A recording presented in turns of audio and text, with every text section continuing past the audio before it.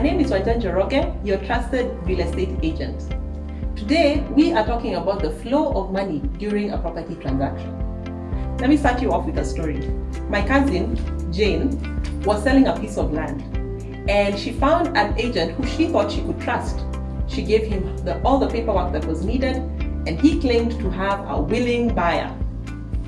Months later, the agent had disappeared, the phone had gone mteja, she couldn't get a hold of him. Later on, someone came to her doorstep with a story.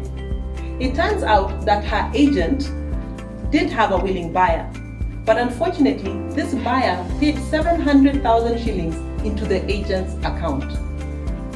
This was the motivation for today's video, because you need to understand exactly how the money should flow during the purchase or the sale of your property. This isn't like buying a phone or buying a shirt. There are steps, there are very many moving parts that are involved in selling your property. So to break it down, we have two options on the flow of money. Option one is that the seller's lawyer, your lawyer, should hold the funds in his account. What this does, it protects you so that the property can be transferred into the buyer's name.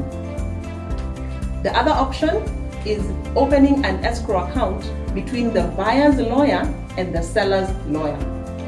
What happens is that these two lawyers have access into the account.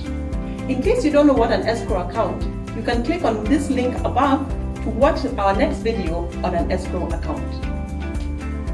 So, the seller's lawyer and the buyer's lawyer open an escrow account. The funds are paid into the escrow account.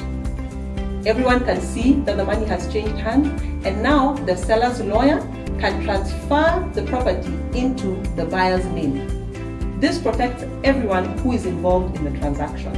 In case you would like to sell your property and you're looking for a trustworthy agent that you can work with, feel free to give me a call.